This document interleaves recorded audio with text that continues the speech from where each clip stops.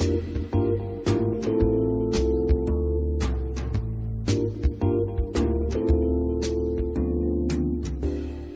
to a series of project management audio teachings and instruction by project management author, trainer and coach Phil C. Akinwale.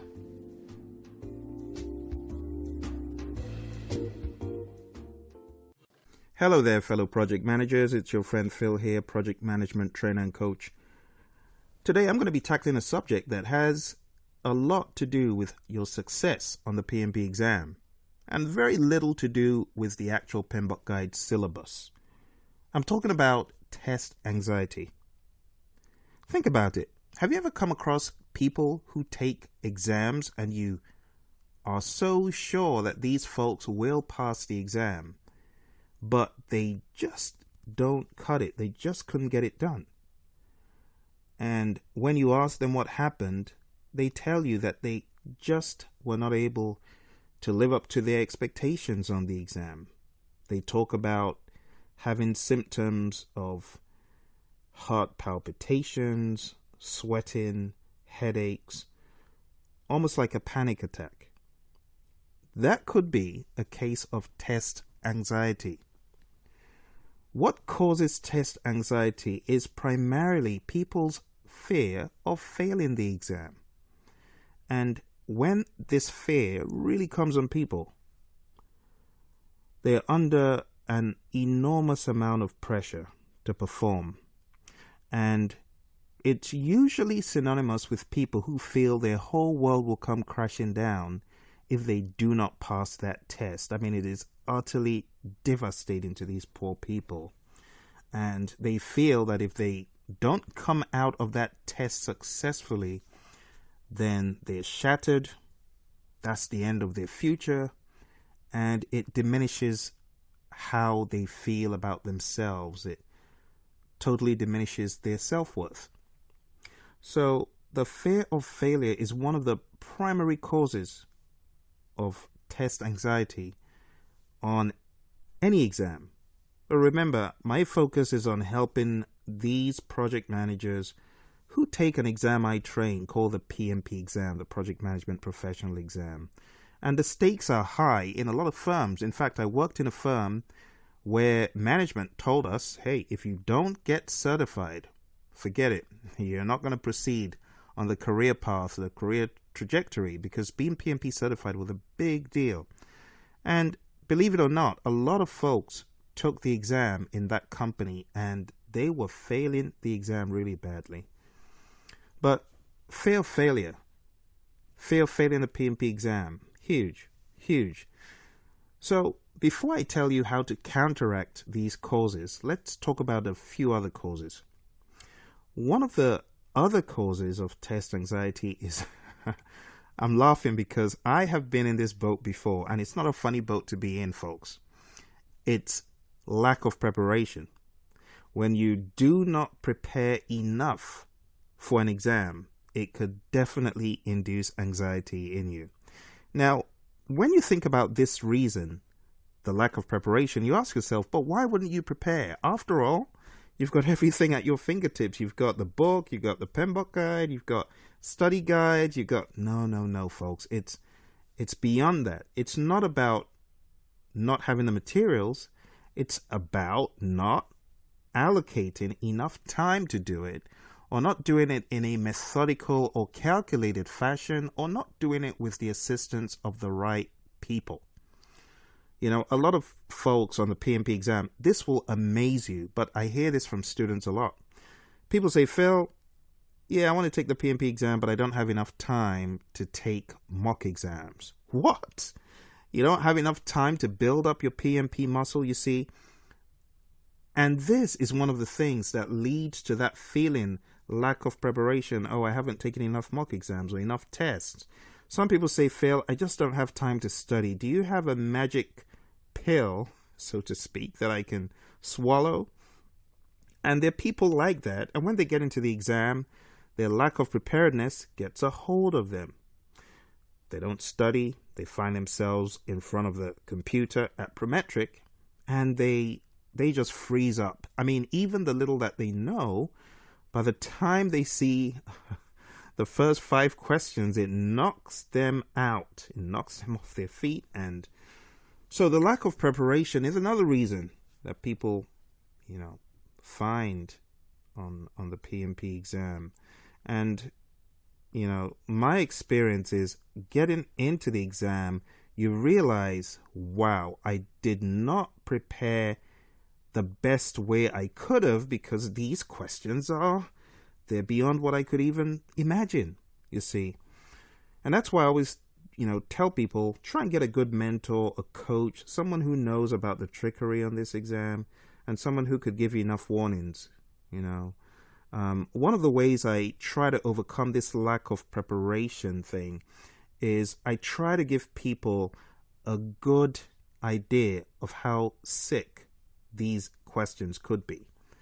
These questions are not the typical question you find on your free internet mock exam. The questions you find on the PMP exam could be pretty brutal. I've had good feedback from students who say, Phil, thank goodness you told me all about this exam. You actually went a little bit overboard, Phil, but thank you for going overboard, because when I went in there, it was exactly what you said. I mean, I was ready to face it. In fact, I was more than ready. This year, I've had 2 students, and it's very rare to find 2 students from one class get 5 proficients on the PMP exam, because I try to over-prepare. I prefer to over-prepare than under-prepare. Or, just prepare is very subjective, because you never know where they're going to come from, So the lack of preparation is a big one, and it could come upon people in a variety of ways.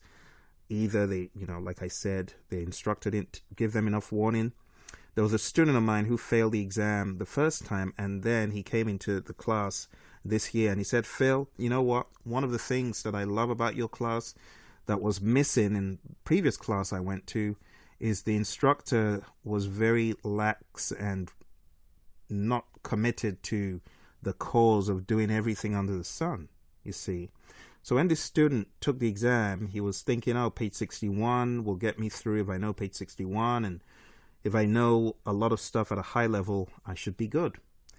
But when he came to our class, he ate the PMBOK raw. He went all out, and he was really prepared, this time around, and he killed it. 3 proficients, 2 moderately proficients. For someone who got a really bad score, or a bad outcome the first time, he was really well prepared. So that's the second cause. The third one, and I hate to say it, but it's having a pattern of very bad performance on exams. Because if you've had a history of not doing well on, let me say, multiple choice exams especially, it could lead to you having that negative mindset that you will not be able to perform well on the PMP exam. Trust me, I've been there. There was an exam I took once upon a time, a Microsoft project exam. This was one of the most disgusting exams I've ever taken, I'm sorry, because this exam was so subjective. I know how to use Microsoft Project, but the questions were ridiculous. The questions were asked in such a way that you would have to be a robot to get every movement that they were looking for. Long story short, I didn't pass that exam. In fact, I think that was the only exam, or is the only exam, the only partially multiple choice, partially practical exam that I've ever failed, ever.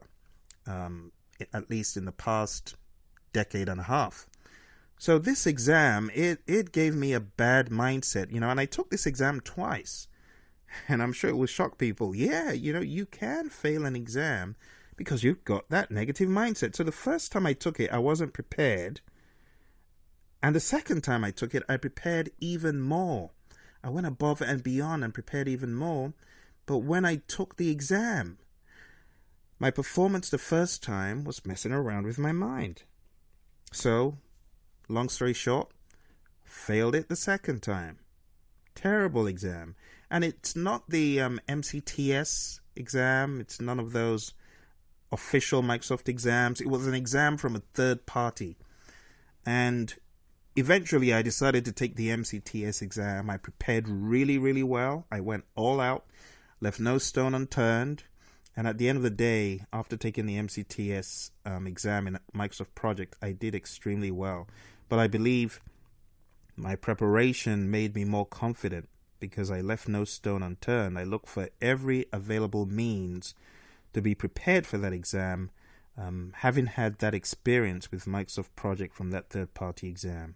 Okay, so we've talked about these causes of test anxiety: fear of failure, lack of preparedness, and having a poor outcome on a previous episode with the PMP exam or any other PMI exam or multiple choice exam. Okay, so when we talk about what causes this test anxiety, we should also think about the symptoms. Have you ever been sick to your stomach in an exam? You feel so nauseated. Hey, that's a symptom of test anxiety. Have you ever found yourself having a massive headache in the middle of the exam, or just sweating like a pig? I mean, like my exam, my PMP exam, I tell you, when I got to question 20 and I was at 1 hour, I started sweating. I went into real panic mode. I think I was having a panic attack. I was thinking, what am I going to tell people? What am I going to tell my mentor and coach who gave me all these materials? You know, I became really scared. Oh my gosh, it felt like my whole world was crashing down. Now, I'm not someone who typically has test anxiety like that, but I'm thinking of people who have it to an even higher degree. I mean, it just overtakes them. You know, the feeling of helplessness. I mean, I felt so helpless on that exam. I was really disappointed. I felt I had been lied to. The study guide that I had used and the solutions that I had used, you know, for my studying, I felt it did a really horrible job in preparing me for the crazy questions I faced. I was happy at the end of it all that I read the PMBOK guide 2.5 times, because I honestly think that is what got me through in a grand way. But the exams I took before I got in there, nah. In no way did they prepare me enough. It was other things I did. And I'm really glad I did those that complemented and helped me get through. Another big problem that people could experience because of test anxiety is the inability to think straight. The inability to focus, to narrow down your thinking to the one option, the one correct option, you know? Because when it comes on you like that, I mean, almost every answer seems like a right answer, you know?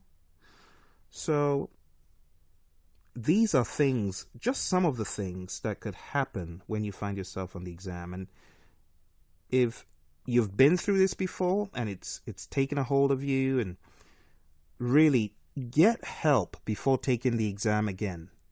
You know, get help. And I'm going to give you some tips about how you can deal with these symptoms. First of all, get help if you can. Talk to a professional, talk to a doctor, talk to a psychologist, talk to someone who has experience. Okay? Now I'm going to give you some more practical tips from my perspective as a student and as a trainer. Okay? So how do you manage this effect that tries to overcome you, overpower you? Like, first of all, like I said, get help. Second thing, your diet is so important. Diet is big. Try to eat sensibly leading up to your exam, even beyond your exam. Just eat sensibly. Fruit, veg, you know, very important. Don't load yourself with toxic food that, brings all these harmful toxins into your body. Don't do that. And I've heard this from so many students about how their diet did help them. So you want to eat well, go in for walks and runs. Those can help. Riding your bike could help. Get enough sleep. I cannot overstate. Get a good night's sleep.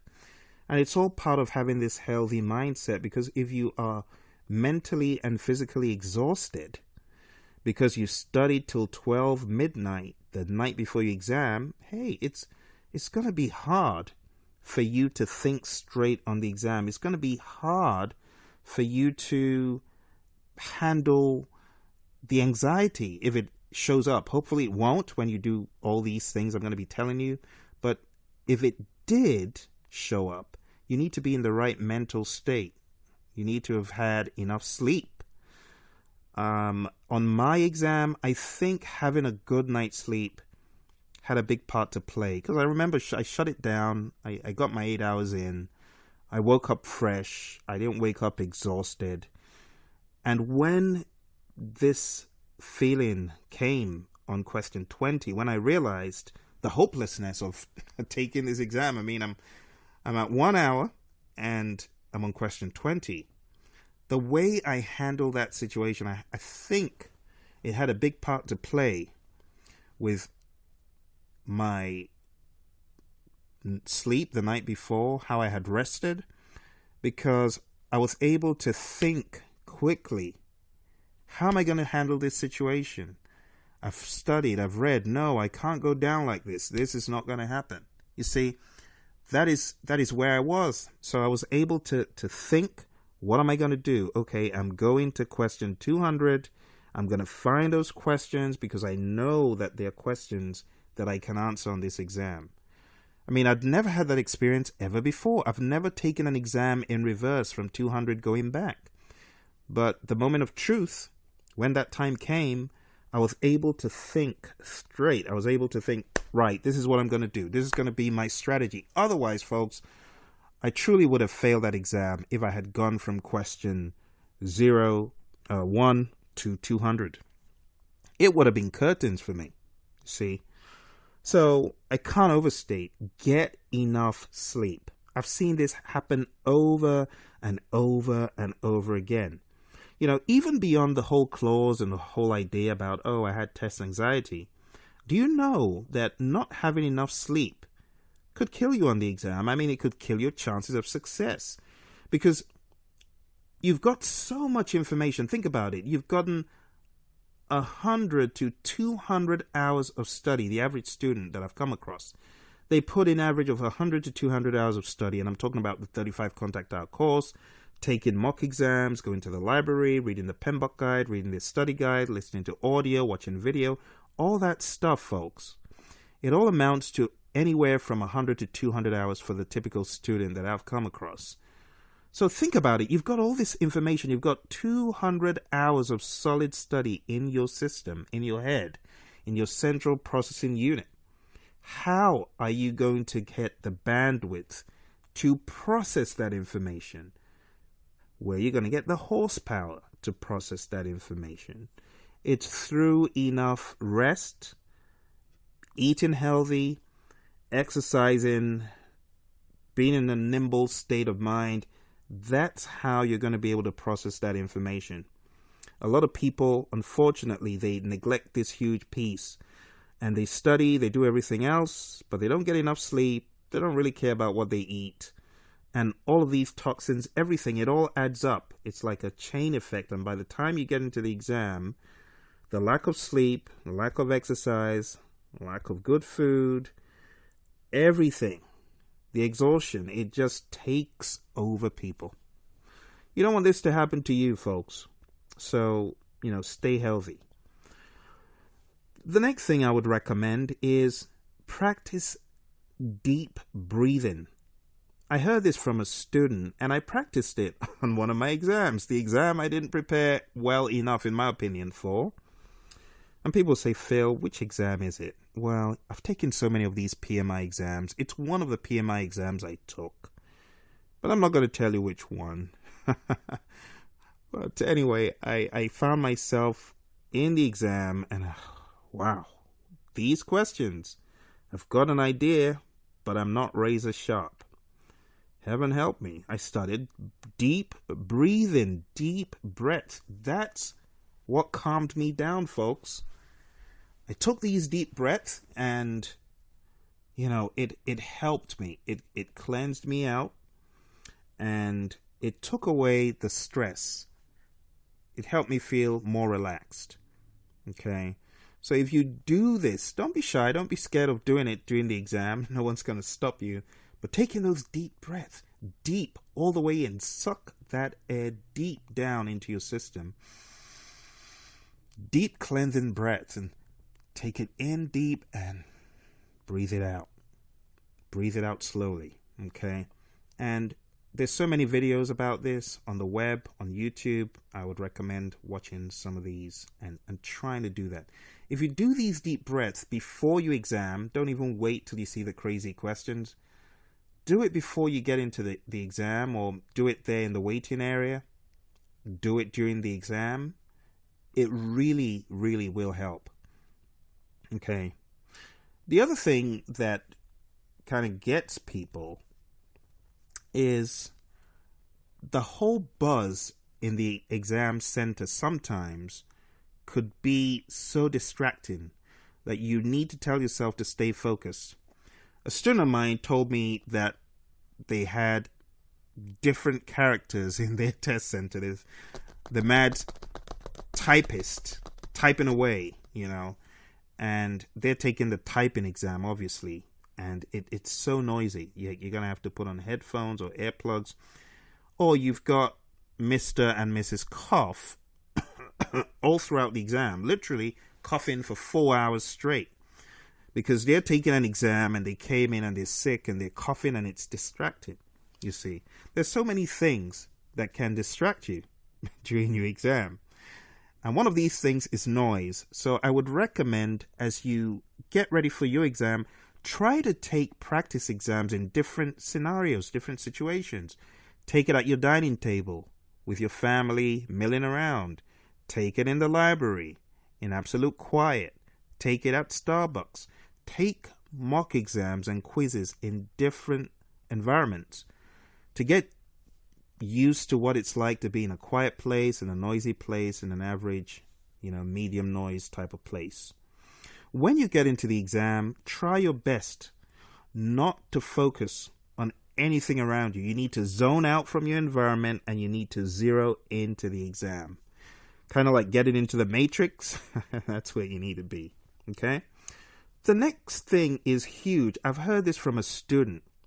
And this is like winning the battle in your mind first, even before you hit any key or before you select any of the options.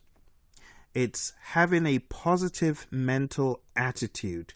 It is absolutely important that you as a project manager do not base your success or your self-worth as a professional on a mere exam. Because the people who wrote this exam, they are not more intelligent than you. The exam is not beyond your tolerance for complexity. It is not beyond your tolerance for ambiguity. You can write crazy questions just like that. It's just that now you are at the receiving end. You're on the receiving end of those questions. But don't let that give you the illusion that anyone who does not pass the PMP exam is not a worthy project manager. No, 1,000 times no. Okay? So it's very important that you have a positive mental attitude for your PMP exam. Okay? One of the things that I would recommend that you do is tell yourself, regardless the score you get on the exam, the number of proficients, below proficient, moderately proficient, beyond all of those things, you are a great project manager. Even if you had 3 moderately proficient and 2 below proficient, so what? You're still a good project manager. You know, even students who do not do well on the PMP exam, I've come across some phenomenal project managers. I mean, these people, they can move mountains when it comes to project management. But they just were not successful on the PMP exam. Does that define who they are? No. And if you let it define who you are, you're in the wrong zone. Do not let a mere exam define your self-worth as a project manager. Okay? I don't care whatever the exam is. It could be Scrum, it could be Agile, it could be... Well, Scrum, hey, it's even easier to pass those exams because you're so grilled and it's ingrained into the process. But the PMP exam is an anomaly. If you've taken both, you know what I'm talking about. It's an anomaly. I mean, it's not ingrained. The whole training may not have been ingrained into the right procedural approach to passing the exam. Some people go for general project management training, but the training for the PMP exam, in my mind, this training has to be almost ingrained into a similar environment as the actual exam. All the different hallmarks and landmarks of the crazy exam need to be in the training. That's what I'm trying to say.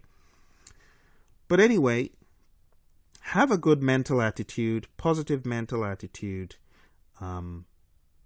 before, during, and after your exam. Okay. The next thing I want to tell you is obvious. Be prepared. How do you get prepared for the PMP exam? Well, it's all about putting in the right amount of time. Someone said, Phil, I want to study 1 hour a day. I want to take the exam in a month from now. And I'm like, well, everyone is different, but based on historical information, if I apply the 3-point estimating, do the beta formula for 3-point, I can tell you, I don't think that's going to cut it. I think you're going to have to do more than an hour. But if you're telling me that's all you're going to do, there's my warning. I don't think that's sufficient preparation. So what I'm trying to say is be sufficiently prepared, okay? Why don't you stretch out and spread out how you prepare so that you're not burning the midnight oil and doing crazy stuff leading to your exam and being wiped out to the point you get into the exam and you can't think, okay? It's also very important that you take realistic mock exams. Okay. Now I know people say, Phil, yeah, you're always telling us about your mock exam. Look here. The reason why I do it is I want you to succeed. So visit Praizion.com. Okay. Praizion.com. And we have a mock exam package. It costs 10 times less than the actual PMP exam. Okay. And the reason why I'm telling you this is I've seen people succeed as a result of taking these exams and gauging where they are in the process. So if you took our mock exam and you didn't get a 70, it's a red light. And that's saying, hey, you need to be in the 80s, 90s before you can go in for the real thing. Taking it the second time, you need to be in the 80s or 90s. So what I'm trying to tell you in the line of being prepared is to simulate this crazy exam, simulate the conditions, zone into an exam for 4 hours. Spend the 4 hours. It's going to help you. Don't try to take a 4-hour mock exam in 2 hours. That's not enough mental preparation. That's not enough exercise. So you want to take a crazy mock exam. And look, if you are listening to this podcast, this YouTube video, and you know of any mock exam that is crazy like the real PMP exam, and it has 100% or almost, let's say 99% level of accuracy, where if people take that mock exam and they don't pass it, there's no way they'll pass the real exam. If you found any exam like that, please by all means shoot me an email, because I am looking for exams like that. If I find an exam that has that effect, I would want my students to know about it. The honest truth is that at the moment, the only mock exam I know that's like that is ours. It's a crazy exam. And it has a very, very high percentage of accuracy, when it comes to predictability, when people take it on their first try, okay? So try to simulate those exam conditions. Put yourself into a crazy mock exam and spend the 4 hours. Spend as much time as you need. A lot of people say, I've not come across any exam like the PMP exam. I usually take mock exams in 2 hours, but the PMP exam held me spellbound for 3 hours, 30 minutes. I hear that a lot, you see. So you want to try to find an exam that's similar. I know there's a lot of free stuff on the web, but a lot of it is junk and garbage and from previous PMBOK guides. So be careful with those, okay? And then next thing is your ability to take quizzes, to take tests. And I often give the example of a student of mine from a previous company I worked at, an aerospace firm. And I used to have these lunch and learns for students at that firm. It wasn't part of my job. I was a project manager, program manager, and my job was more project management. But I would help students to prepare for the exam, my colleagues to prepare for the exam. So this student of mine, my colleague, he said, Phil, after he took the exam, Phil, I had no idea how to navigate. I used the next button to get from question 1 to 200, and I used the back button to get back to questions I hadn't answered. I shook my head. He obviously did not read the instructions, or he did not watch that tutorial. The tutorial that people laugh about. Oh yeah, I know how to use the mouse. So he didn't watch that tutorial when he went in to take his PMP exam. So he ended up using the forward button and the back button. Can you imagine that? You see? So my suggestion to you is watch that video. Well, it's not a video. It's like a simulation of how to use the mouse and how to use the functions in the parametric test. And please, please, please, I know you may not think there's value in it, but there is. There's a strikeout function. There's a highlighter function. And you want to be able to use those because it will help you. Okay? The other thing about developing the ability to take the exam in a sensible fashion is developing a plan before you get into the exam. I actually have another podcast coming out on this, or video I'll put out on YouTube about how to plan for your exam, developing an exam plan. I call it an exam plan. So what you want to do before you get into your exam is have a plan. Am I going to take a break? When am I going to take a break? What happens if the questions are taking longer than I thought? What happens if I come across a pocket of difficult questions? What if I'm not able to answer a number of questions successfully well in the first hour? What am I going to do?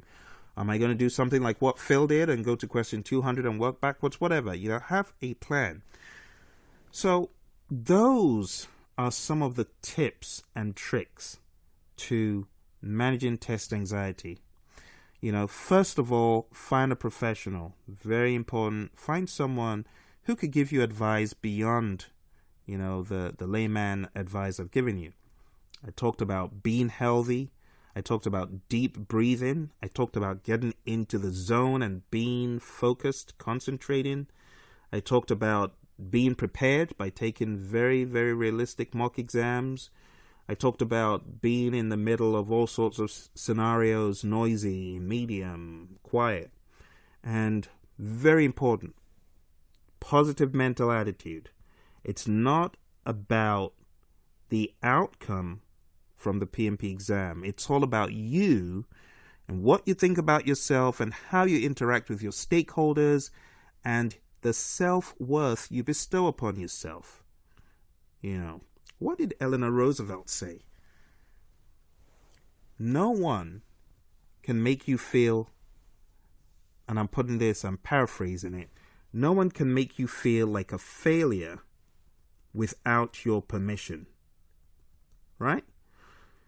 In other words, if you feel that the PMP exam defines you, it will define you.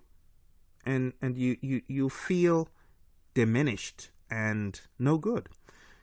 In her words, she says no one can make you feel inferior without your consent or without your permission.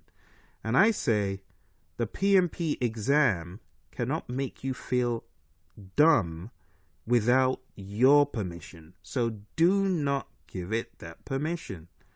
Don't let any exam define who you are. Don't let anyone bestow, the dumb person category on you, because that's really what it is. That's what it is. I mean, we're so ready to categorize people that don't pass an exam and say, oh, then they're not a good project manager. That's nonsense. Of course you know that's nonsense. It's rubbish. So big aspect of you overcoming this anxiety is to tell yourself, this exam is not beyond me, and it does not define me, and I'm more than this exam, okay? Have that positive mental attitude. And last but not least, a lot of people say, well, Phil, I don't believe in that rubbish. It's hogwash. It's all positive thinking. Well, you can think that. That's fine. But if you are a person of faith, it can help you. Have faith that you can pass this exam. Norman Vincent Peale, he has so many messages on positive thinking, even beyond the being in the zone of faith, right? Just be positive. What are you going to lose? What are you going to lose by being positive in mind? It's better to be positive in mind, right, than not be, because you're not going to lose anything except positivity. And positivity is good. Anyway, that's all I have for now about test anxiety. And I hope that helps anyone who is about to take the PMP exam. You can do it. You absolutely can. Trust me. I look back to my experience on the exam like, wow, if I could do that over a decade ago, then you can do it. You absolutely can do it. You're smart. Look at you. Look at where you are. Look at how far you've come. You've come to the point where the PMI has found you eligible to take the PMP exam. Think about it. You are eligible to take this exam. They have found your application worthy of consideration. See? You can do it. You can do it. And then when you look back at how far you've come, you look at some of the crazy subjects you did, English language for one is, those exams are crazy in and of themselves. That's why a lot of people complain, well, I don't even understand what they're asking on the PMP exam. Yeah, but think about it. You've taken English exams, maths exams, you've taken all sorts of exams, and you can, in the same way you overcame all of those exams in your high school, in your secondary school, in your college, you can do it. Anyway, I get off my soapbox for now. I hope that helps someone. Thank you very much for your audience. Visit www.praizion.com for more project management and PMP and CAPM study materials. Bye for now. And that concludes today's program. Please visit Praizion for more project management, PMP and Microsoft project study materials.